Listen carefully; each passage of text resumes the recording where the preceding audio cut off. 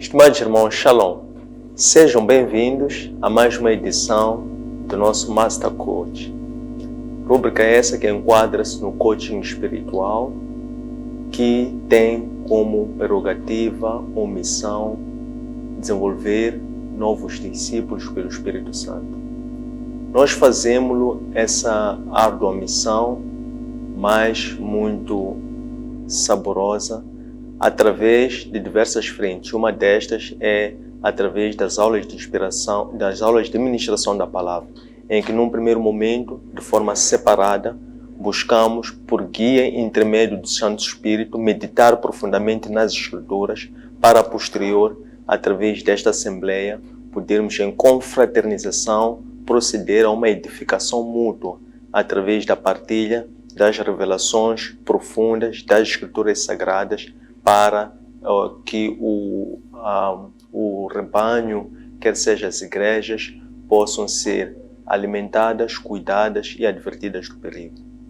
Constitui nossa pretensão como tal difundir o Evangelho, revelar a Cristo como um mistério do plano de Deus, difundir sobre o Espírito Santo e incentivar as pessoas à busca da sua autonomia espiritual por intermédio do batismo pelo Espírito Santo, e também constitui nosso objetivo, fundamentalmente, incentivar as pessoas a adotarem a prática da consulta diária e contínua das Escrituras Sagradas como um guião ou um padrão de vida.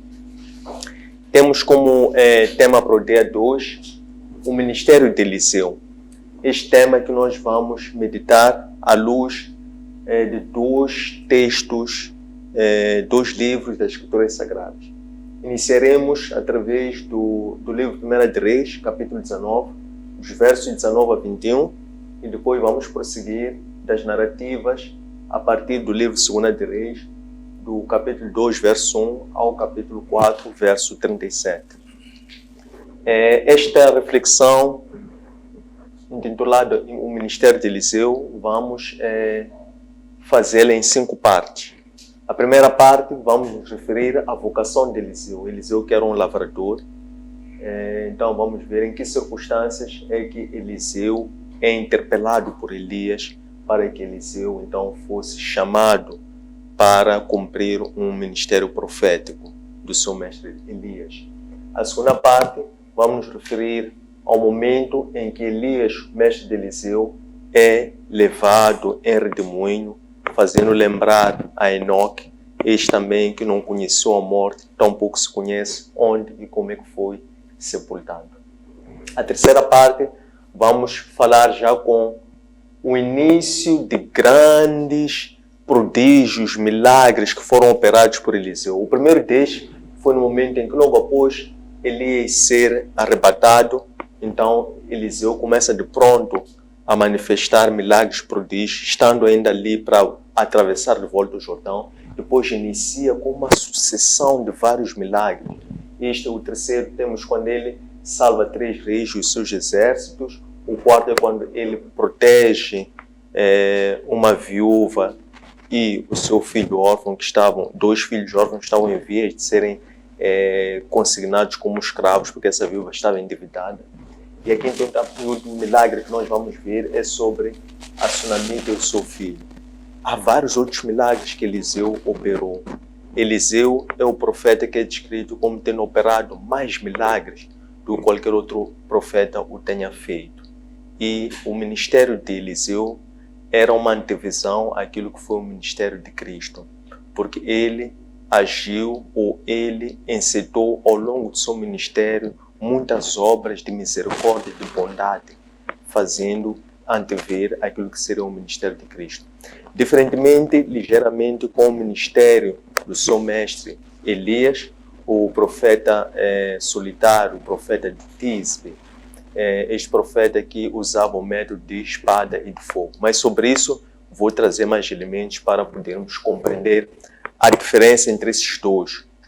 quer nos métodos, quer na vocação, bem como a ver com as características peculiares que cada um desses dois tinham. Mas eles dois fizeram uma dupla, por assim dizer, que se faz antever ou que faz lembrar aquilo que foi a dupla em termos de vocação ministerial dos casos de Moisés e seu servo Josué, bem como nos casos de João Batista e Jesus Cristo, também traz essa semelhança entre Elias e Eliseu. Então, vamos primeiro recordar-nos de uma forma muito breve o que é que nós tratamos na última. Na última nós falamos sobre o ministério de Elias. Começamos propriamente por ver Elias como tendo sido esse profeta solitário. Se por um lado Deus prepara Elias por causa da indignação que Deus estava a ter com aquilo que foi a grande contaminação espiritual, ou aquilo que nós chamamos de corrupção espiritual. No início foi apostasia, depois no limite foi idolatria, que foi iniciada por Jeroboão. Jeroboão que havia erguido, construído 2 bezerros de ouro para impedir que o povo descesse até Jerusalém para adorar. Então Deus envia um jovem profeta que foi amaldiçoar aquele altar, onde Jeroboão queria oferecer holocaustos. Depois, aquele jovem profeta, ao amaldiçoar aquele altar, ele disse que iria nascer um filho da casa de Davi chamado Josias, e esse haveria de reformar o culto. Então, depois deste jovem profeta, continuou a profanação na tribo de Israel, sendo que Jeroboão, não, nessa altura já não era Jeroboão. Portanto, o Jeroboão, nessa altura, ele tinha feito mais idolatria do que os seus anteriores. Então, quando depois, por fim, morre Jeroboão, vem como seus filhos herdeiros também continuaram a profanar o templo, e depois, por fim, veio Acabe. Acabe, que também era da descendência da linhagem de Jeroboão, esse não fez diferente de Jeroboão, até fez pior do que Jeroboão fez. Por quê? Porque ele mistura-se em casamento com Jezabel. Jezabel, que era filha de uma rainha dos Sidônios, e essa que introduziu o culto idólatra. Atenção a esta parte que é importante. Reintroduziu o culto idólatra, mandou matar os profetas araônicos, introduziu outros profetas do Baal, e era assim que este proceder de Acabe foi descrito como sendo pior do que Jeroboão. Então, nessa altura, Deus indigna-se com este estado de distorção, esse estado de corrupção espiritual que estava a assolar a tribo do norte ou a tribo de Israel. Então, pela sua desaprovação, Deus começa a preparar Elias. Elias, que era natural de Tisbe. Tisbe, que era uma pequena cidade que estava num monte na zona de Gilead. E lá é uma cidade que até é uma cidade que é desconhecida, que até nem se localiza no mapa. É de lá onde nasce precisamente Elias. Então, Deus prepara Elias e chama Elias, primeiramente, para que Elias fosse, pela sua palavra, dizer que não haveria mais chuva, somente com a sua autorização por palavras, decorrido um período de 3 anos. Então iniciou ali aquilo que nós chamamos do método da espada e do fogo. Por quê? Porque Elias tinha uma tarefa muito árdua, muito difícil, que era varrer o Baal que estava infestado dentro da tribo do norte. E para isso ele tinha que combater 2 principais oponentes, Acabe e depois seu filho Acasias. Então Elias começa também, para conseguir impor ou repostar para Baal, ele tinha que também usar os mesmos métodos, que eram a espada e o fogo. Então nós falamos na última aula sobre os vários milagres que Elias operou seguindo o modelo de fogo. Ele também é chamado o profeta do fogo, porque também Elias é levado em um carro em redemoinho em fogo e cavalos de fogo. Então este era o método principal que caracterizava a Elias. O que acontece aqui? Elias, depois de cumprir essa sua primeira missão, quer ir informar, ter a coragem de ir afrontar Acabe, dizer que não haveria de haver mais chuva. ele de seguida começa a ser perseguido pela Jezabel, quando ele confronta os 450 profetas de Baal e ele depois mata-os a fio de espada. Jezabel manda ameaçar Elias, dizendo que conjurava que dali a 24 horas, não passaria 24 horas, senão Elias iria morrer pela mesma forma como ele matou os 450 profetas de Baal.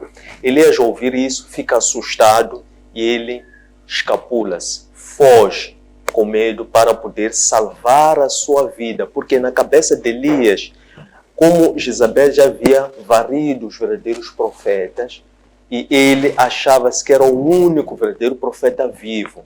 Então, por medo da sua morte que tinha sido ameaçado por Jezabel, e para poder conservar-se como o único verdadeiro profeta que ele achava que era, ele foge para o deserto. Quando chega ao deserto, pede a sua própria morte a Deus.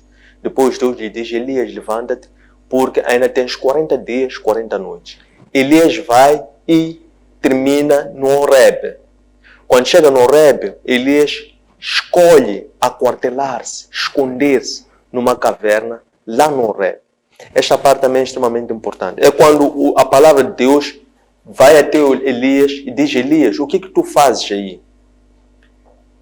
Elias responde assim: eu estou a arder de cólera. Estou a arder de zelo, porque o teu povo introduziu a idolatria, destruiu os altares a Deus, introduziu o paganismo, mandou matar todos os verdadeiros profetas, somente fiquei eu. Então a palavra de Deus diz assim: fica atento, porque Deus vai passar daqui a pouco. Então Elias, de pronto, sai para ali para fora. De seguida, vê os sinais diante de Deus. Nós sabemos sempre que Deus aparece em teofania. Há manifestações cósmicas na natureza muito fortes. E ocorreram 3 manifestações. A primeira é que veio um vento muito forte. E aquele vento era tão forte que até mexia com a estrutura arquitetônica, a estrutura das rochas do Monte Horebe. Mas Deus ali não se encontrava. De seguida, depois desse sinal, veio um segundo sinal, também um outro tumulto, que foi um terremoto. Vem esse terremoto, esse tremor de terra, também Deus ali não se encontrava. Mas Elias estava atento. De seguida, vem um terceiro fenômeno, também tumultuoso, que foi um fogo que veio. Mas também Deus ali não se encontrava. Depois desses 3 fenômenos, de seguida Elias começa a ouvir um vento suave. E nesse vento suave ele começa a ouvir um murmúrio. É quando Elias se apercebe que Deus estava ali. E Elias, segundo a velha tradição, por medo de Deus, porque diz que Deus não se vê com os olhos físicos, Elias tapa a sua cara e sai para fora para ouvir a Deus. Deus volta a perguntar a Elias: Elias, o que tu fazes aí? Elias volta a dar a mesma resposta: eu estou a arder de cólera, por zelo assim, porque o teu povo introduziu a idolatria, destruiu os altares de adoração ao Deus verdadeiro, mataram todos os verdadeiros profetas, somente fiquei eu vivo. Então Deus diz: Elias, vai, volta pelo deserto a caminho de Damasco e vai ungir Azael como rei da Síria, Jeu como rei de Israel e Eliseu como profeta teu sucessor. Então Elias parte. Elias pensava que fosse o único profeta verdadeiro, vivo. Mas Deus ainda tinha uma missão para ele. Por isso é que Elias fugiu, foi se esconder na gruta, por isso. Mas Deus diz que não. Ainda não terminou. Tu ainda tens mais trabalho, tens mais uma missão. Então volta. E depois também Deus revela que para além de Eliseu, que ele tinha que ungir como profeta seu sucessor, existiam mais 7.000 profetas que não haviam sido contaminados, não haviam confessado a Baal. Então reparem, Elias já pensava que fosse o único, tinham muitos mais. Então é assim que Elias parte, cumprindo a nova missão que Deus lhe deu. Quando Elias está a partir, passa por uma região, encontra Eliseu. Eliseu era um simples lavrador. E enquanto ele lavrava, ele conduzia 12 juntas de bois. Ele próprio. Então, Elias passa por Eliseu, aproxima-se para Eliseu e atira o manto dele para o Eliseu. Depois de ele fazer esse gesto de atirar o seu manto para Eliseu, Eliseu diz a Elias: peço só que recue para ir dar um beijo ao meu pai e à minha mãe, para eu depois te seguir. Então Elias diz a Eliseu: vai, mas não te demores, porque tu sabes o que significa esse gesto que eu fiz. Então Eliseu parte de pronto, apressadamente, animado. E Eliseu o que faz? Pega um dos 12 bois, imola-o e depois prepara uma refeição e ofereceu essa refeição aos seus vizinhos. E ele fez como lenha e depois colocou aquela máquina, aqueles ferramentas, aquele equipamento agrícola que ele usava para lavrar, ele fez como altar e como lenha e pôs um dos bois, imolou e pôs por cima. Esse gesto mostra que Eliseu estava a renunciar à antiga vida, porque ele antes era lavrador e ele pastoreava. Então, quando ele recebe aquele chamado, ele de pronto queima tudo o que ele fazia, destrói aquilo que ele fazia. Pega pessoalmente um dos 12 bois e ele mola, faz uma refeição e oferece, fazendo aquilo um sacrifício de comunhão para com Deus. Disse que Eliseu não vinha de uma família humilde, tal como Elias. É por isso que ele era lavrador, tinha 12 cabeças. E também há uma possível sugestão de que ele conhecia alguns ritos religiosos. É por isso que ele próprio fez aquele gesto de imolar e oferecer em altar um boi em sacrifício. E depois ele próprio confessiona uma refeição e oferece como fazendo um sacrifício de comunhão. Depois de Eliseu fazer isso, então ele começa a seguir a Elias. Isto é, ele aceita aquele chamado profético que Elias recebeu de Deus. Atenção, não foi Elias que foi escolher, que foi chamar Eliseu. Quem chamou Eliseu foi o próprio Deus. Por isso é que Deus vai informar Elias, vai ungir a Eliseu. Deus já tinha escolhido Eliseu. Usou Elias para que fosse ungir a Eliseu como sucessor dele. Por isso é que depois, mais à frente, Eliseu é que recebe a capa de Elias. E depois também transmite orientações para Eliseu. Que orientações? Para que depois ele completasse o seu chamado e com efeito fosse ungir a Azael e também a Geu. Então parte Eliseu e começa desde então a seguir Elias. O texto bíblico, antes de Eliseu, Elias já tinha um assistente. O texto bíblico refere-se a isso no capítulo 18 do livro 1 de Reis. Era esse assistente de Elias que esteve com ele no monte, quando Elias, depois de ter morto os 450 profetas Baal, ele chamou um servo seu e disse: o que tu vês lá? Então ele voltou e disse: não vejo nada. Mandou 7 vezes até que ele disse: vejo um punho assim a vir como uma nuvem. Aquele era já um assistente que Elias tinha. E depois esse mesmo assistente que Elias, quando foge por ameaça de Jezabel para o monte Sinai, que é o Horeb, Elias partiu com o seu servo. Primeiro vai deixar o seu servo na sua casa. Depois Elias continua como solitário. Faz o seu caminho, o seu trajeto. Um dia até o deserto, depois 40 dias até o Horeb. Então, nesta fase, é quando Elias já tem formalmente o primeiro servo a quem ele iria preparar para que o ungisse como seu substituto por instrução de Deus, que é Eliseu. Então Eliseu começa a andar com Elias. O que acontece? 2 de Reis, capítulo 2.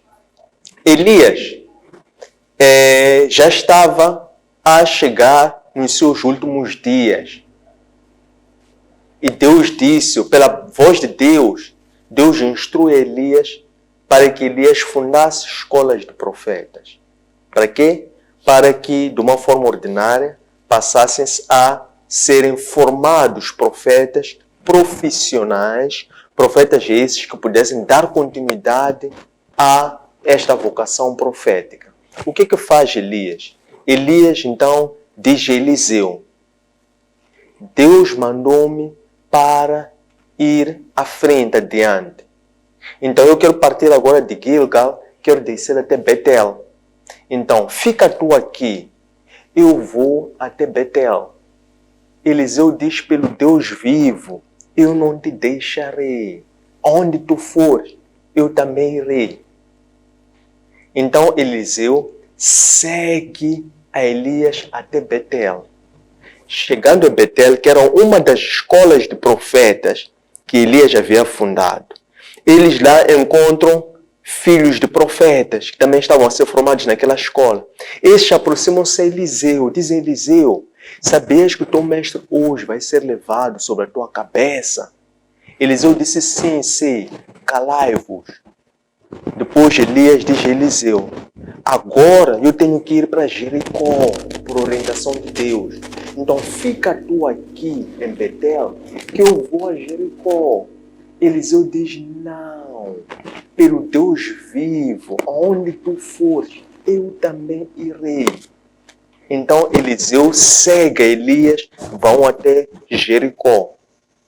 Chegam a Jericó, saem outros jovens profetas, vêm ao seu encontro, eles dizem a Eliseu, sabias que o teu mestre hoje vai ser levado sobre a tua cabeça? Eliseu responde, sim, sei, calai-vos. De seguida, Elias diz a Eliseu, agora Deus mandou-me para o Jordão. Então fica tu aqui em Jericó, que eu vou ao Jordão. Eliseu disse, pelo Deus vivo, aonde tu fores, eu irei, não vou te deixar nem 1 metro de distância. Então, eles partem juntos até Jordão. Quando chegam no Jordão, aproximaram-se mais 50 jovens profetas, disseram mais uma vez a Eliseu, sabias que teu mestre hoje vai ser levado? Ele disse, sim, sei, calai-vos. Então Elias diz a Eliseu, portanto, por 3 vezes que Eliseu resistiu e não aceitou deixar o seu mestre. Então, Elias atravessa o Jordão com Eliseu, pelo seu poder, operado pela sua fé, que é muito importante compreender isso, através do seu manto, ele dobra o manto, bate no rio e o rio abre-se. Este mesmo milagre já tinha sido feito por Moisés, este mesmo milagre já tinha sido feito por Josué. Agora, no Jordão de novo, Josué fez no Jordão, Moisés fez no Mar Vermelho. Agora, Elias faz, através de seu manto. Fende, a água abre-se, ele passa com Eliseu à margem do Jordão. Quando eles chegam daquele lado, Elias diz a Eliseu, ali já estavam sós, solitários. Elias diz a Eliseu, Eliseu, o que eu posso fazer por ti? Pede uma coisa. Pede algo, o que eu posso fazer por ti? Eliseu diz a Elias, eu te peço a porção dobrada da tua unção. Isto é, eu te peço o teu manto, mas te peço uma porção dobrada. Peço uma unção dobrada da unção que tu tens. É preciso aqui desmistificar uma interpretação errônea que nós às vezes somos tentados a fazer. Este pedido de Eliseu, quando ele diz, peço a porção dobrada, confunde-se que Eliseu estava a pedir para ter um poder 2 vezes mais que a de Elias. Mas não é isso. No livro de Deuteronômio, onde vem a lei, está prescrito que era o direito dos primogênitos, dos herdeiros, receberem uma porção dobrada. Então, em outras palavras, Eliseu estava a pedir para ser primogênito, isto é, Eliseu estava a pedir para ser o principal profeta sucessor de Elias. Então, Elias diz a Eliseu: esse pedido que fizeste é muito, não sou eu quem pode dar-te, não sou eu quem pode te ungir, é somente o próprio Deus. Mas uma coisa te digo, se tu ficares atento a mim e não me perderes de vista, até o momento que eu for levado, podes crer que Deus vai te ungir. Então, Eliseu continuou atento. De repente, vem um carro de fogo, com um cavalo de fogo, leva Elias e redemoinho repentinamente. Só que Eliseu viu, quando Eliseu vê, Eliseu assustado diz: Pai, carros de fogo e ex-santo de Israel. Então, ele a reconhecer que o Elias era a principal fortaleza espiritual de Israel pela forma como ele é levado. Assim que Elias é levado, então cai as vestes de Elias e também cai o manto de Elias. Eliseu pega esse manto. Quando Eliseu pega o manto de Elias, aqueles profetas estavam lá de outra margem, muito longe. Eles conseguiram verificar, observar. Então, Eliseu diz: pelo Deus de Elias, opera o seu poder. Então, ele bate com o manto sobre a margem. E o rio volta a abrir-se novamente. Então, esse foi o primeiro milagre que Eliseu opera. Quando Eliseu opera esse milagre, ele atravessa. Aqueles profetas, jovens profetas, aproximam-se a Eliseu. Quando eles se aproximam a Eliseu, eles perceberam que Eliseu havia recebido o Espírito Santo, estava revestido do poder da unção. Então eles prostram-se sobre a terra, em frente a Eliseu. Depois deles fazerem isso, então Eliseu, estando já, neste caso, já em Jericó, aqui apareceram o povo dali de Jericó, porque primeiramente quando aparecem os profetas, eles reconheceram que Eliseu havia sido ungido, havia recebido o poder e era o sucessor de Elias. Depois aproxima-se o povo daquela região, porque nesse caso Eliseu parte então já dali de Jordão, volta até Jericó. Quando chega a Jericó, aproxima-se o povo até Jericó e diz que as águas daqui de Jericó, elas já são impróprias para consumo. As nossas terras estão estéreis, porque a água já não fertiliza a terra. Então, Eliseu diz ao povo: vão buscar um prato com sal. Então o povo foi buscar um prato com sal. Ele pegou aquele sal que tinha no prato d'água e ele atirou para as águas. E ele ali declarou pela fé para que as águas ficassem curadas. E logo de seguida aquelas águas ficaram um pouco curadas, ficaram novamente próprias para o consumo e para fertilizar a terra. Disse que até os dias de hoje. Então estão a acumular suas sociedades os milagres operados por Eliseu. Eliseu continua a sua jornada. Quando continua a sua jornada em direção a Betel, aparecem uns jovens atrás dele a caminhar. Esses jovens saem pela estrada e começam a fazer escárnio de Eliseu, a chamarem-lhe de careca. Sobe careca.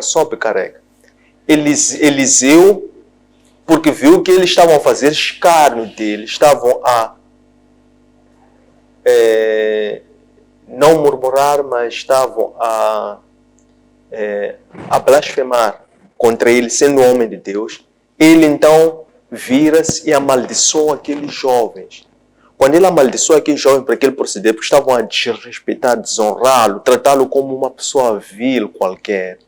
Então ele ao amaldiçoar aqueles jovens, saem ursos e devoram 42 daqueles jovens. Depois desses sinais, então, é quando Eliseu parte e então aparecem 3 reis. 3 reis. Portanto, depois de Eliseu fazer isso, sucede Elias, opera o primeiro milagre lá no próprio Jordão. Os profetas, jovens profetas, reconhecem que ele havia sido ungido. Depois ele opera o segundo milagre, quando ele sana as águas. Opera o terceiro milagre, quando ele amaldiçoa esse jovem. Depois é quando, em seguida, 3 reis e seus exércitos decidem se juntar. O que aconteceu é que, na tribo do norte, existia um rei chamado Jorão. E na tribo do sul, existia um rei chamado Josafá. Jorão era filho de Acabe, aquele que havia sido morto quando subiu para pelejar com Josafá. E que estava assim a cumprir uma profecia que o próprio Elias é que tinha dado a conhecer que Acabe seria morto. Nós falamos sobre isso na última sessão. Então, Jorão, o seu pai Acabe, ele recebia anualmente como tributação cerca de 100 mil cabeças, que era dado pelo rei Moabe. Só que quando morre o seu pai, aquele rei Moabe decide deixar de dar aquele tributo a Jorão. Então Jorão, sentindo-se desrespeitado, ele convida Josafá. Diz: Josafá, não queres te juntar forças a mim para nós irmos atacar o rei Moabe? Então Josafá responde que o meu povo é o teu povo, o meu exército é o teu exército. Onde tu fores, eu também irei contigo para pelejar. Então eles partem. Parte, neste caso, Jorão, rei de Israel, juntamente com Josafá, rei do sul, juntamente com o rei Assírio. Juntam-se e eles partem para irem atacar ao rei Moabe. Quando eles estão a caminho, passados 7 dias a caminhar, de repente eles ficaram sem água. Isto é, naquele ponto onde eles se encontravam, a água que eles traziam já tinha acabado. Estão a andar durante 7 dias para irem atacar o rei Moabe. Naquele ponto onde eles chegaram ao 7º dia, acabou a água que eles tinham e ali não havia água. E isso era um grande perigo para a própria sobrevivência deles e também do exército e também do gado, do rebanho que levavam, porque eles andavam em multidões, levavam também logística, então era preciso também sustentar aquela logística, aquela moldura humana. E eles viram que nós estamos sem água, então estamos em perigo de vida. Não será que o fato de nós não termos água significa que Deus está a dizer que nós é que vamos perder nessa guerra? Então, Josafá diz a Jorão, vejam que essa guerra era a iniciativa de Jorão, convida Josafá. Josafá, nesse interregno, nessa situação, diz assim: não existirá aqui um profeta que nós possamos consultar? Então, um dos servos de Jorão diz: sim, tem cá o profeta Eliseu. Então, eles os 3 foram ter ao profeta Eliseu. Quando eles chegam ao profeta Eliseu, Eliseu diz assim a Jorão: o que eu tenho contigo? O que eu tenho a ver contigo? Eu não tenho nada a ver contigo. Até porque nem sequer deveria estar a olhar para ti. Porque tu és uma pessoa que não merece a minha consideração pelo desrespeito que tens para Deus. Pela forma como tu continuaste a fazer as mesmas malícias que o teu pai fazia. Mas somente estou a te atender por consideração a Josafá. Então eles dizem que nós temos essa preocupação. Estamos sem água. Então Eliseu diz: pelo Deus vivo, peço que vocês tragam um tocador de harpa. Então eles foram buscar alguém que toca harpa, um instrumento musical. E aquele jovem, aquela pessoa começa a tocar um instrumento musical. E nisso, então, ativa o espírito profético de Eliseu. E Eliseu, então, começa a receber oráculos de Deus. Deus começa a falar para Eliseu. E diz: Eliseu, manda cavar alguns buracos, que dali há de sair água. E depois também, estes 3 reis, eles vão conseguir derrotar lá. Mas quando eles chegarem lá derrotarem, que eles têm que destruir tudo. Não ficar nada. Tapar buracos, destruir altares, botar tudo anátema. Então Eliseu transmite isso e depois eles cavam, fazem buraco. Depois de fazerem buracos, na manhã seguinte, quando era aquela altura que normalmente davam sacrifícios para iniciarem, para continuarem a viagem, eles veem que ali estava cheio de água, completamente inundado de água, que era o cumprimento do milagre, mais um milagre de Eliseu. Esta mesma água, lá os príncipes moabis, lá, eles veem aquela água, só como era manhã cedo, vê aquela terra cheia de água, e por causa do sol, da irradiação do sol, aquilo torna-se vermelho. Ele vê uma água, mas vê uma água vermelha. Eles interpretam mal, dizem, os reis lá, eles mataram-se entre si, este sangue, este vermelho aqui, é sangue que eles mataram-se entre si. Então eles vão a correr naquilo de que iam só confirmar que aqui já haviam sido mortos, de balde. Quando chegam lá, aqui os reis estavam vivos, prontos, inteiros. Eles quando vêm se aproximar, então eles, em retaliação, vão e atacam e vencem os moabitas. Os moabitas puseram-se a fugir, a escapulir, não é? A fugir da fúria, do ataque desses 3 reis. Assim, mais uma vez, também cumpriu-se a profecia de Eliseu. Depois disso, aproxima-se uma viúva. Esta viúva era esposa de um dos servos de Eliseu. Isto é, um profeta faleceu, deixou esposa, a viúva, e 2 filhos.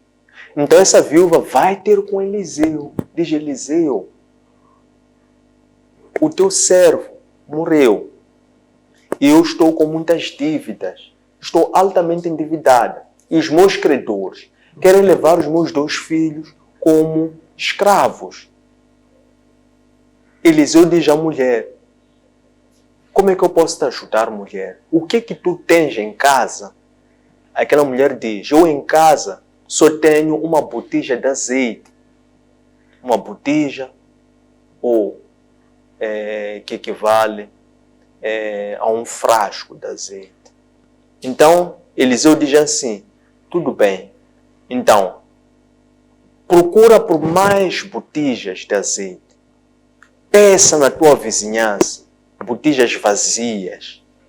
Entra com essas botijas vazias dentro da tua casa com os teus filhos. Fecha a porta. E depois no interior, enche as vasilhas com azeite. Aquela mulher cumpriu aquilo que Eliseu fez.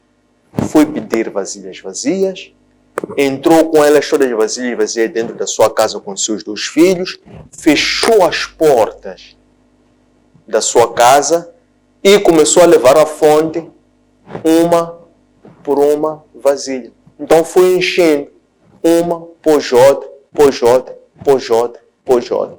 Depois ela pergunta aos filhos, não tem mais vasilha aí? Os filhos dizem, não, essa é a última.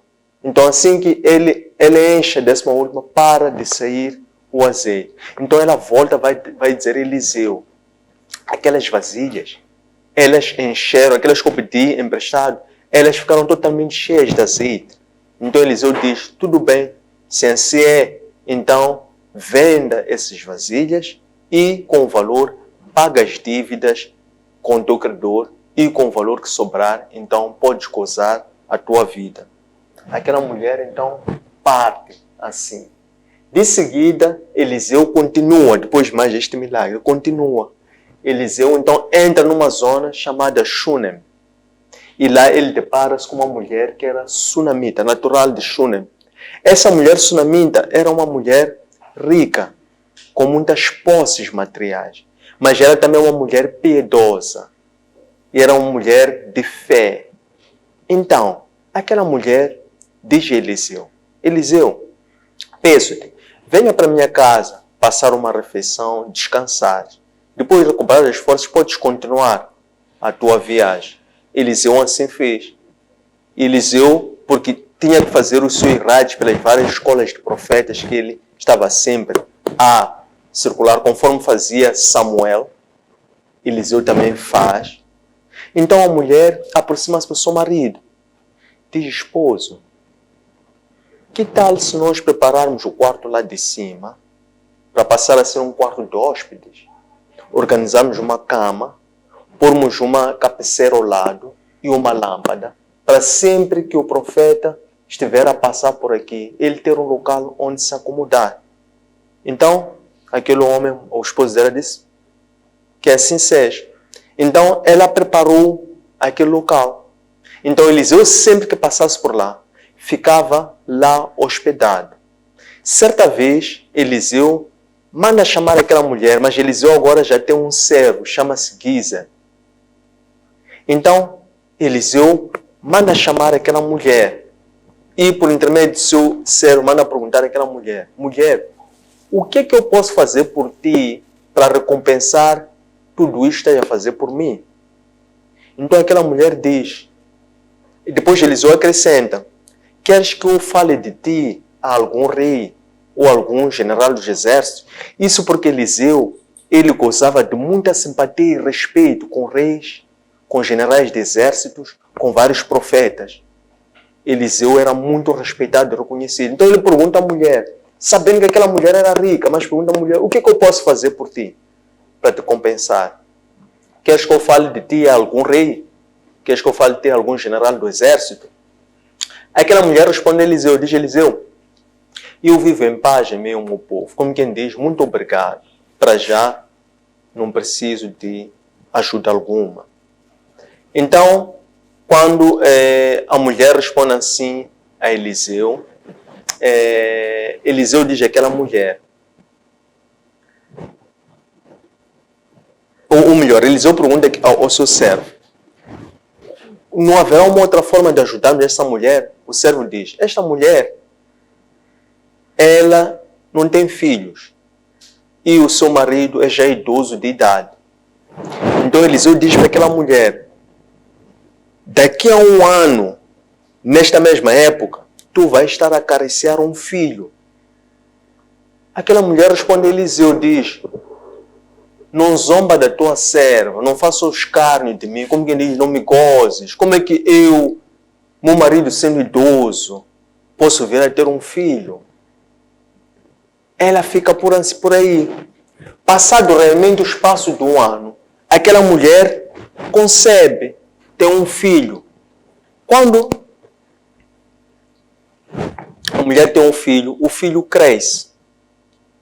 Quando o filho cresce, certa vez o filho foi para acompanhar as colheitas do pai, porque o pai tinha muitas hortas, campos de produção agrícola. Então o filho vai para visitar o pai em trabalho. Chega lá, só que o filho estava indisposto, estava a sentir-se mal. Então o pai, vendo que o filho não estava muito bem, diz a um dos seus trabalhadores: leva a criança até a mãe. Então eles levam a criança até a mãe, esta sunamita. Quando a criança chega nas mãos da mãe, a criança continuava doente. A mãe tentou recuperá-la, tentou ajudá-la a recuperar, devolver para pôr a criança em saúde, dando cuidados paliativos, cuidados que estivessem à sua disposição para devolver a saúde e o bem-estar daquela criança. Mas aquela criança só foi piorando até que ao meio-dia aquela criança morre. Quando a criança morre, então aquela mulher nem mais pega aquela criança, sobe para o quarto de cima, que era o quarto de Eliseu, pôs aquela criança morta, deitada sobre aquela cama de Eliseu. Então ela desce, fechou a porta do quarto, isto é, para não mostrar a ninguém que aquela criança morreu, porque ela estava agindo pela fé. Fecha a porta do quarto, desce, vai ter com seu esposo. Diz: esposo, manda preparar uma jumenta, porque eu quero ir ter com o profeta Eliseu. Então o marido diz a ela: mas não é noite de lua cheia. também não é um sábado. Por quê? Naquela altura, normalmente, visitavam-se pessoas importantes, como profetas, quando fosse para eles pedir uma ajuda.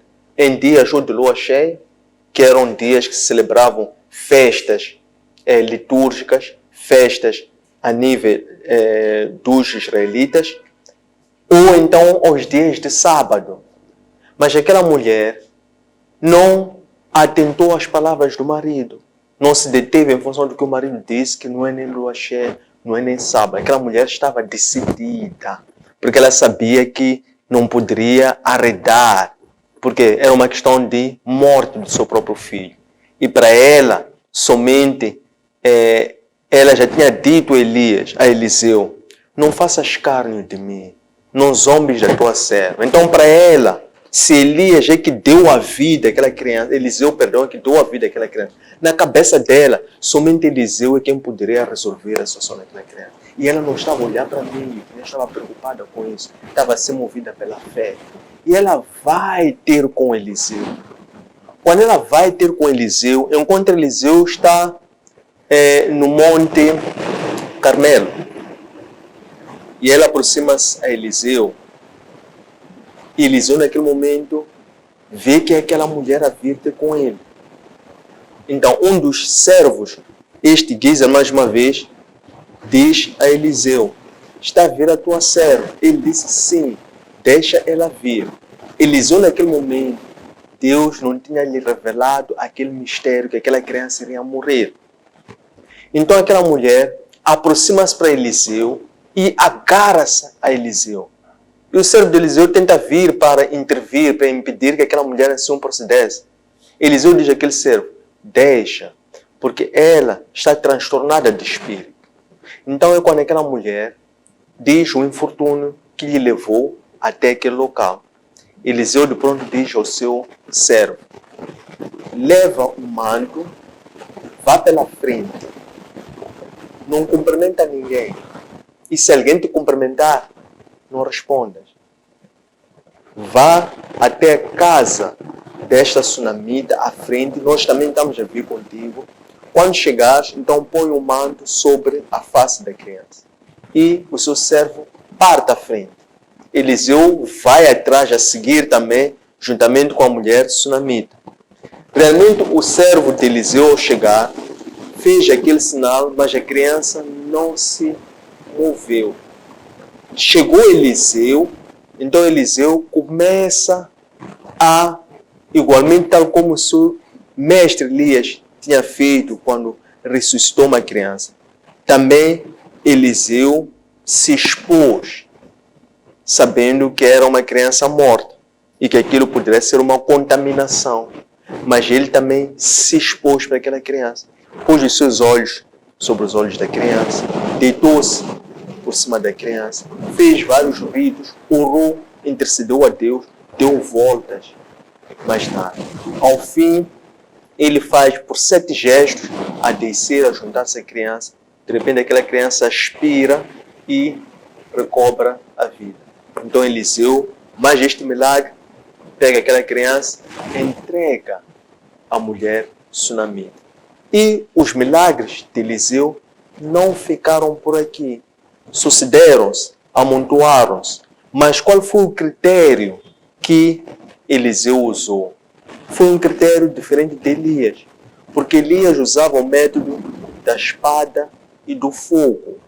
Mas Deus, quando aparece Elias no Monte Horebe, Deus não apareceu no meio daqueles 3 sinais de tumulto, mas apareceu através de um vento suave. O que isso significava?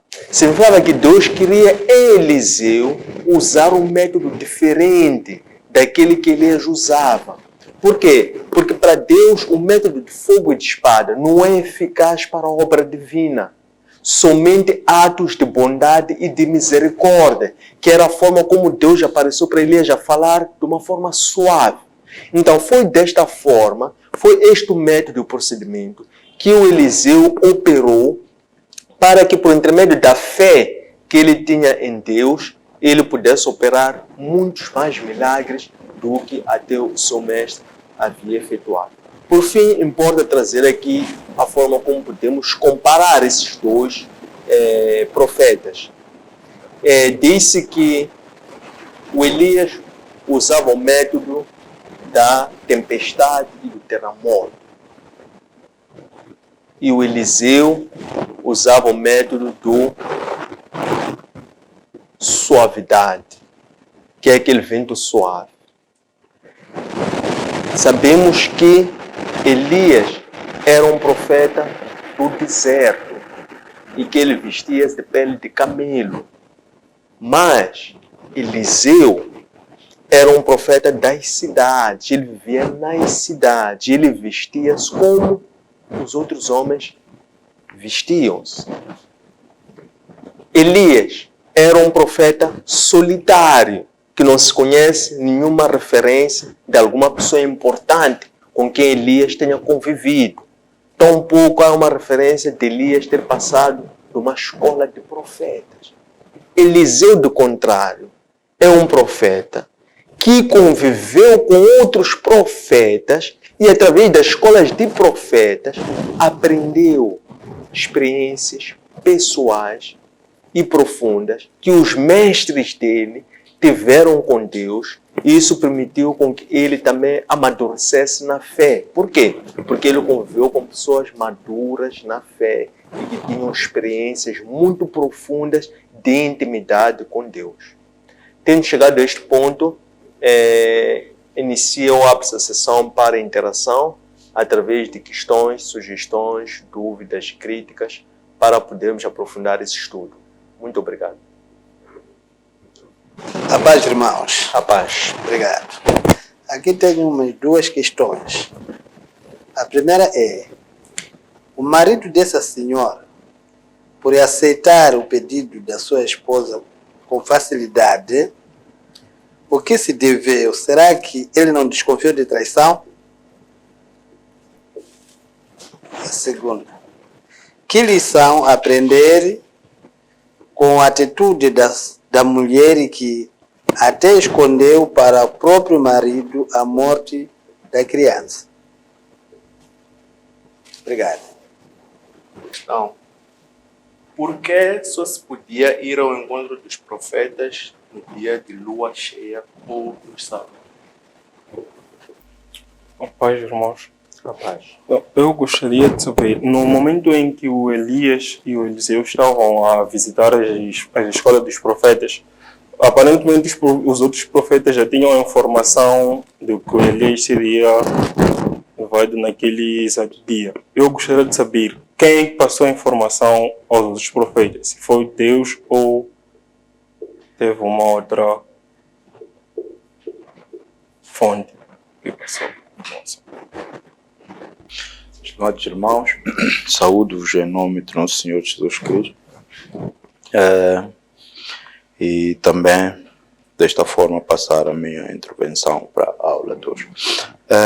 Eu gostaria de saber qual é o juramento que podemos fazer hoje, por forma a não nos apartarmos do nosso Mestre Jesus Cristo.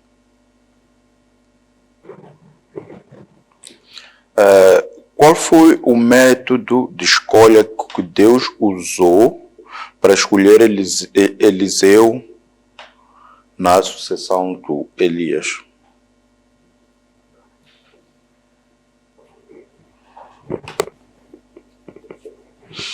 Qual foi o meio que Eliseu encontrou para continuar a desmantelar cultos e deuses pagãos?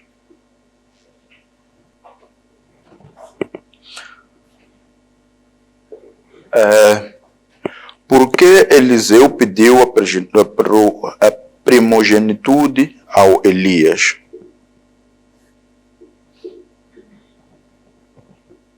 E por que a primogenitude significava tanto para o Eliseu?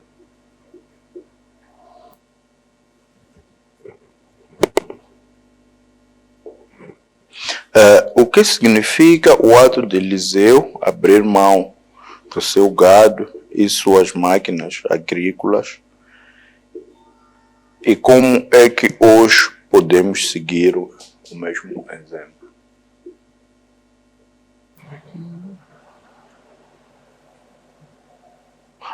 Como é que podemos fazer da nossa vida uma bênção no meio em que estamos inseridos? Qual é o ministério chamado de Eliseu e qual era a sua missão? Como é que podemos nos doar como Eliseu se doou ao seu mestre e ao Evangelho? Amados irmãos, muito obrigado por estas 12 questões que foram aqui colocadas, que vão nos ajudar a esticar a nossa reflexão, tornando-a mais rica e também mais proveitosa, do seu ponto de vista de informação, mais do que informação doutrinária, e mais do que doutrinário também, fundamentalmente, do seu ponto de vista daquilo que é o objetivo último, que é sermos aqui com a palavra e com o Espírito, isto é, com o Espírito e com a vida. Então, vamos passar então a discorrer para essas questões pela ordem como elas foram colocadas. A primeira é: o marido da sunamita, ao aceitar o pedido da sua esposa, não desconfiou de traição. O que acontece é que esta era a vontade de Deus. Era a vontade de Deus. Mas estamos a falar de uma reação humana que tinha a ver com ciúmes. Não que ele não tivesse ciúmes, não que ele não desconfiasse. Por essa razão é que ele disse: mas hoje, por que hoje, se não é um dia de lua cheia, nem é um sábado? Mas, entretanto, ele sentiu pela firmeza da sua mulher, com quem ele convive dia a dia, que ela estava aflita, que ela estava a precisar de ajuda, que ela estava a ver este profeta como alguém que poderia tirar-lhes de uma agonia. Segundo aspecto é que também este profeta, por ser alguém que era da convivência do casal, porque este casal, com a anuência do próprio marido, tinham preparado um quarto que era o local que habitualmente acomodava o profeta. E também o marido acompanhou, que foi por anúncio profético deste profeta Eliseu que eles tiveram aquele filho. Então, ele compreendia que aquele profeta era alguém do bem, profeta de Deus, e alguém que estava para ajudar a família. Também é necessário trazermos em conta também a piedade e a justiça deste casal, porque eles são descritos como sendo homens piedosos. E essa piedade deles materializou-se pela forma como eles acolheram Eliseu e prepararam um sítio para que Eliseu sempre ficasse bem acomodado. Então, por assim dizer, existia boa fé. Não que não existisse desconfiança, não existisse ciúme, mas por cima desse ciúme e desconfiança existia boa fé e também era a vontade de Deus. 2. Que lição aprender para a mulher que escondeu do próprio marido a morte da criança? 2 lições. Fé e obediência. Porque não basta somente a fé. A fé ela teve de que aquele problema que era a vida do seu filho que havia sido tirada, somente ela reconhecer, somente Deus é que poderia dar a vida. Deus dá, Deus tira. Então, se eles nem sequer tinham um filho, nem sequer imaginavam ou sonhavam ter filho, mas é um profeta que é enviado por Deus que vai dizer a eles que eles iriam ter filho. Então aquela mulher reconhecia que a vida de seu filho dependia de Deus. Essa mulher reconhecia que a vida do filho dela dependia de Deus. Por isso é que nós temos que primeiro ter a questão da fé que ela tinha. Segundo aspecto é a obediência. Por quê? Porque não obstante termos essa fé, que pode parecer coisa de louco, ela crer. Não basta só crer, tem que obedecer. Portanto, ela cria que a vida do seu filho dependia de Deus, mas depois também ela tinha que obedecer como tal. O que é obedecer? Não permitir que nada, nenhum evento, possa impedir que tu caminhes pela fé. Porque não vai só ter fé parada. A fé parada não produz frutos. Ele tem que se movimentar, tem que ir ao encontro do profeta. Isso incluía obedecer aquela disposição, aquela semente que Deus pôs nela, que a vida do seu filho poderia somente ser restituída pelo próprio Deus. Então ela não poderia fazer nada que sabotasse ou que impedisse com que se cumprisse aquele desígnio que Deus tinha posto na fé dela. Então, por essa razão, é que ela escondeu do próprio marido. 3. Porque só se podia ir ao encontro do profeta nos dias de lua cheia ou os sábados? Esta era uma questão de lei. Lei de culto, mas também é o que estava estabelecido como sendo dias os quais o povo poderia separar-se para procurar ajuda divina. Não é? Um profeta é um homem de Deus.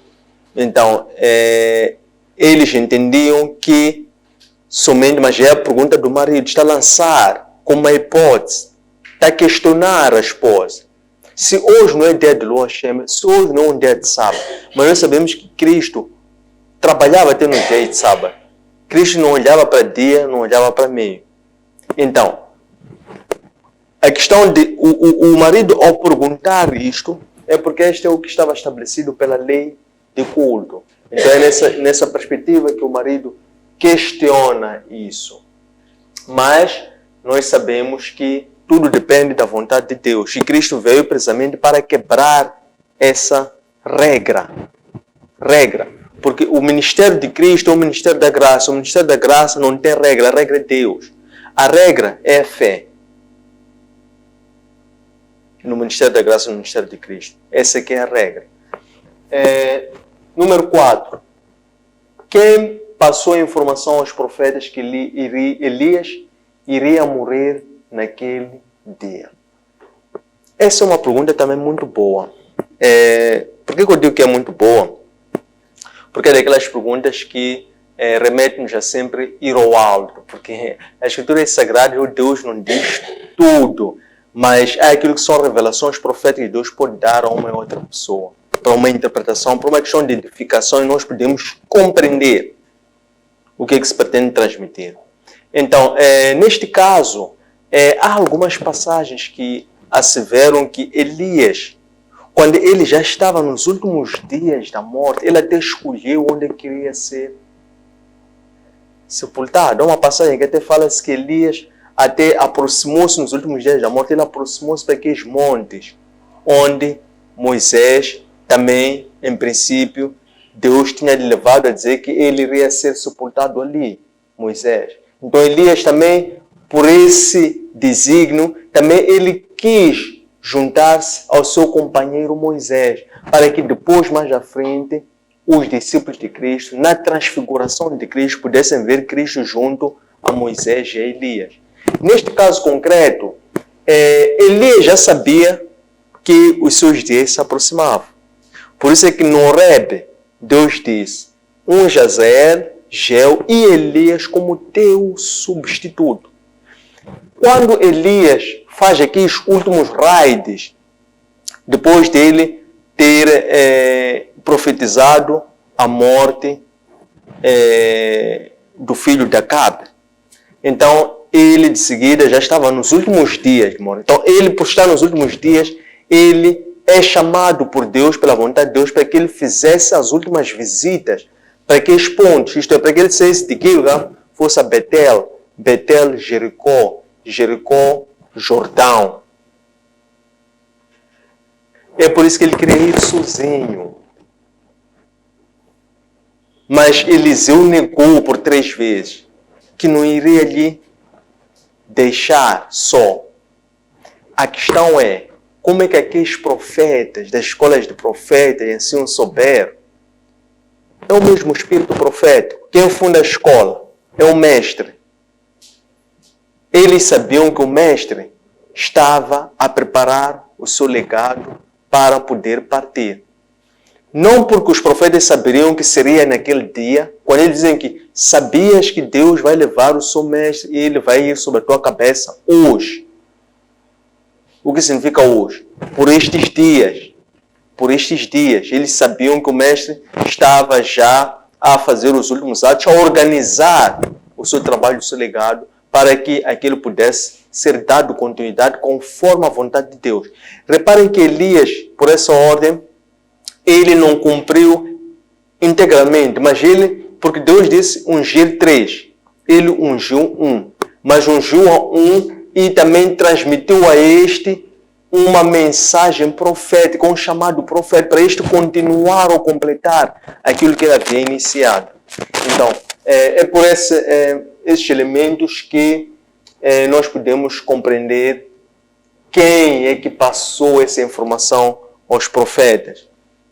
Quem disse ao próprio Elias que ele ia morrer naquele dia? Deus não lhe disse, Elias, tu vais morrer nesse dia. Deus disse a Elias, vai para Betel. De Betel disse, vai para Jericó. De Jericó disse, vai para Jordão. E Elias cumpriu isso. E Eliseu foi sempre atrás. E foi assim que sucedeu. Qual é o juramento que podemos fazer de forma a não nos apartarmos do Mestre? O juramento que temos que fazer hoje para não nos apartarmos do Mestre é caminharmos com o Mestre. Como é que nós caminhamos com o Mestre? Quando nós vivemos pela fé. O que é viver pela fé? É depender única e somente de Deus.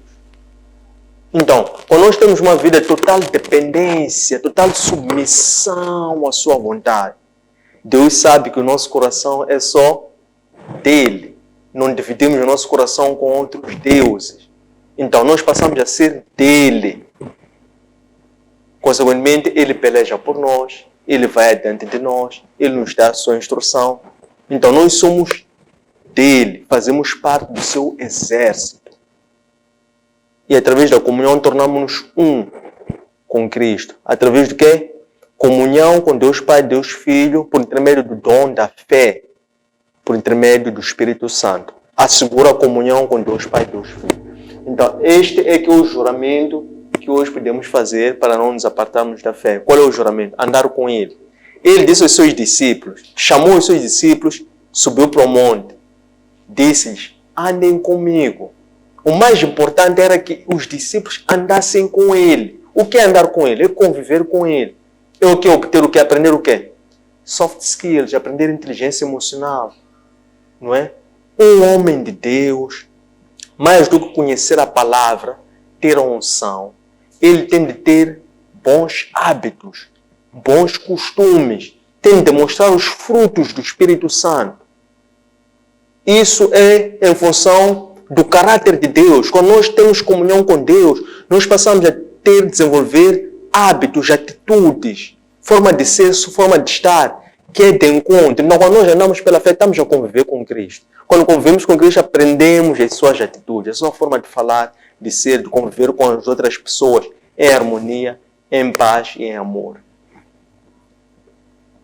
Qual é o 6? Qual foi o método de escolha que Deus usou para escolher Eliseu como sucessor de Elias?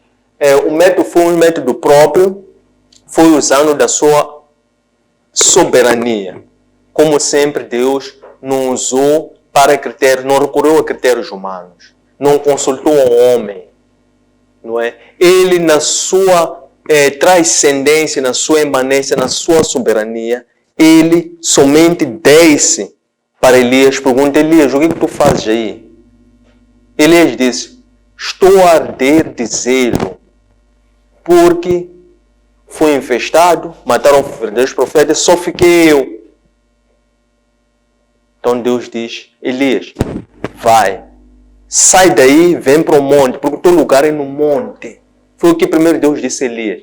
Sai da caverna, vem para o monte. Porque o monte o quê? O monte é o lugar da revelação. O monte é o lugar da revelação. Então, Elias encontra-se com Deus. Quando ele aceitou sair da caverna, ele colocou-se no monte. Então, ali no monte Deus aparece e dá uma missão a Elias. Diz, Elias, a tua missão não foi um fracasso. Só que ainda falta para completar. Desce, volta. E vai ungir essas 3 pessoas. E dessas 3 pessoas, a Eliseu como seu sucessor. Então, esse foi o método de escolha.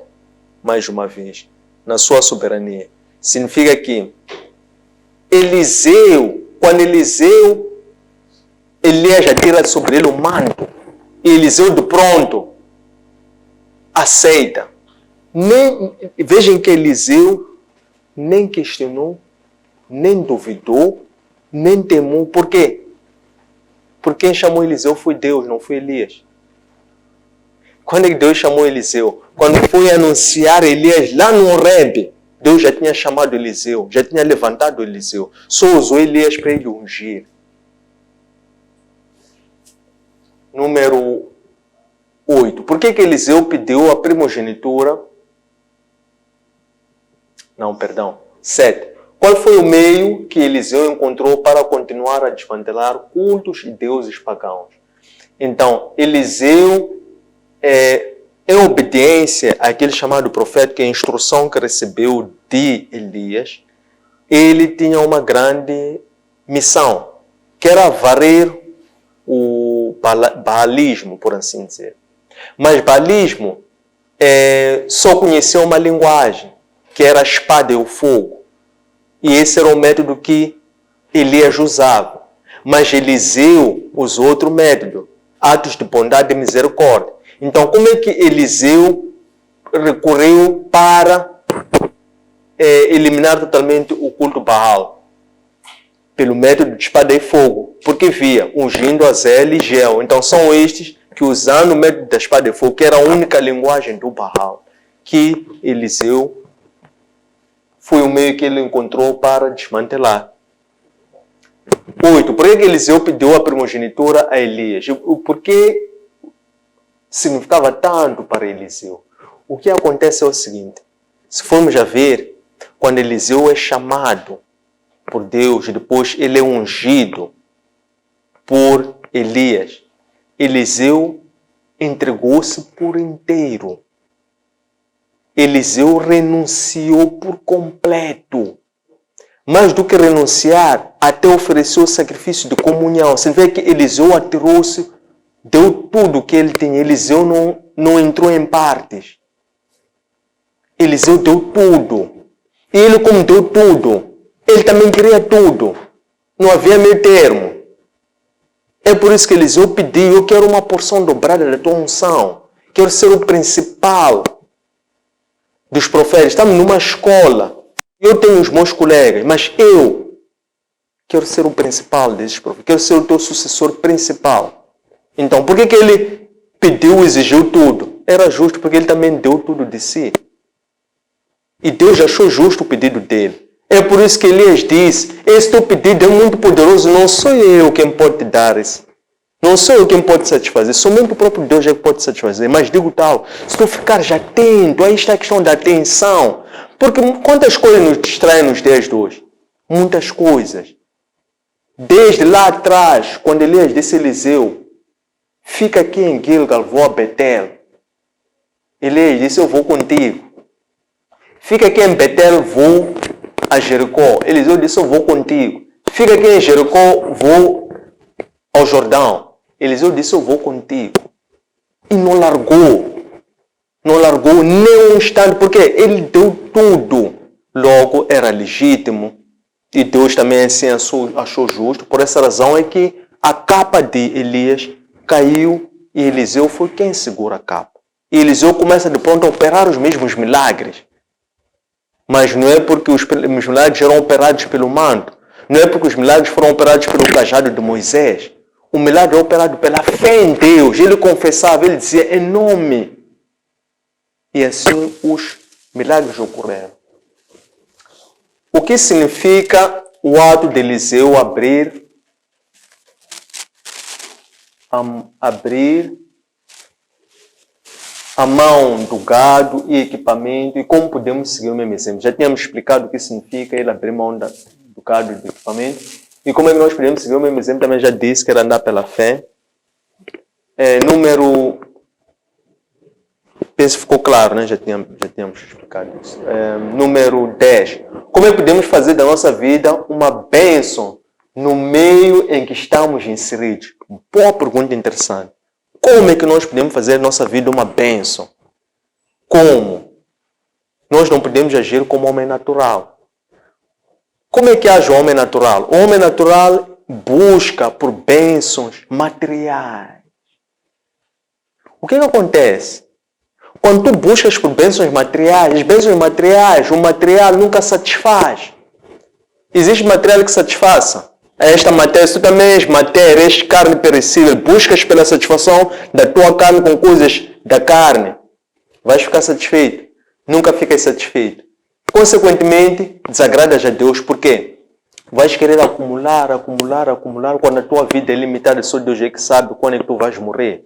É por isso que houve aquela passagem no livro de Lucas, em que apareceu aquele homem teve uma super bênção, uma super abundância. Ele já tinha, atenção, aquele homem, ele já tinha reservas. Ele já tinha como é que chama aquilo? Um silo, né? Ele já tinha um celeiro. E naquele celeiro, ele já tinha reservas do que ele tinha gerado das campanhas anteriores. Ele volta a ter uma outra campanha. Nessa campanha, volta a ter uma cefa muito grande ainda. Ele começa a pensar, porque ele era um homem natural, que buscava as coisas materiais da carne. Ele começou a pensar consigo mesmo. Como é que eu vou fazer? Já tenho muito. Este ano também produzir ainda mais. O que vou fazer? Então ele pensa que não. A melhor coisa é destruir esse celeiro. Construir um celeiro ainda maior para juntar esta campanha que eu tenho àquela campanha anterior. Deus chamou ele de tolo. Tu és um tolo, és um insensato. E se eu pedir a tua vida amanhã? Então isso é o que nós chamamos do homem natural, que busca prazeres na vida e na materialização material, passo a repetição. Diferentemente do homem sobrenatural. O que é o homem sobrenatural? É aquele que não busca prazeres debaixo deste sol, mas busca prazeres acima deste sol. O que temos acima deste sol? Temos o alto. Então, se perguntarmos qual é a bênção, como é que devemos fazer da nossa vida uma bênção? É quando nós buscamos bênçãos espirituais em zonas celestiais em Cristo. Esse é que nós dizemos que é o tesouro que não sofre roubo, não sofre desgaste, nem sofre ferrugem. Isso é eterno. É eterno. E não acaba. E não acaba. Qual é essa primeira bênção espiritual que nós podemos querer? É a nossa salvação. Quando nós buscamos a salvação e obtemos a salvação, temos o selo divino, que é a garantia da vida pós-morte, vida eterna. Essa é a primeira salvação. Depois começamos a juntar tesouros lá, na nossa morada celestial. Porque nós não estamos a olhar só para a satisfação das coisas aqui. Embaixo dessa terra, embaixo do sol, tudo isto é passageiro. O rei Salomão, chamado Coelé, o pregador, quando escreveu o livro Eclesiastes, ele disse: eu busquei tudo, experimentei de tudo nesta vida. Tive sabedoria como nenhum homem teve. Mas cheguei à conclusão que tudo isso é vaidade. Vaidade da vaidade. Que proveito tem um homem querer ganhar-se a si próprio? Que proveito tem? Não tem nenhum proveito. Número 11. Qual é o ministério e missão de Eliseu? Então, ministério de Eliseu. O ministério de Eliseu é um ministério de bondade, através de atos de bondade e misericórdia. Missão de Eliseu era varrer Baal. Isto é, completar a obra, a missão que tinha sido iniciada por Elias. Não é? Qual foi a missão de Josué? Completar a missão que foi iniciada por Moisés. Qual foi a missão de Moisés? Tirar o povo, libertar o povo do Egito e conduzi-los à terra prometida. Onde é que entra Josué? Como completa isso? Entra no ponto em que dali onde Deus mostra a Moisés, diz: é ali onde eu vou levar esse povo. Mas já de ser o teu servo que vai levar o teu povo para ali. É aqui que entrou Josué para completar a missão de Moisés. Eliseu veio para completar a missão de Elias, que era de varrer Baal. Importa dizer que Eliseu, quando foi chamado, ungido como rei, ele era jovem de idade ainda. Por isso é que ele lhe diz que deixa-me primeiro beijar minha mãe, meu pai e minha mãe, para depois te seguir. E dizem que o ministério de Eliseu durou 50 anos. 50 anos. Eliseu acumulou milagres, bênçãos atrás de bênçãos, até quando ele morreu, os próprios ossos dele, a quem foi pôr os seus ossos, foi pôr o seu corpo cadáver sobre ossos de Eliseu, que foi ressuscitado. Só vocês imaginarem o poder da unção que Eliseu recebeu, que estava a apontar, a prefigurar o ministério de Cristo, que é o ministério da graça. 12 é a 10ª. Como é que podemos nos dias, como é que podemos nos doar como Elias doou-se a seu mestre e ao evangelho? Também sobre isso já falamos, porque nós já falamos que é andar pela fé. Andar pela fé. Nós não somos justificados pelas obras, somos justificados pela fé.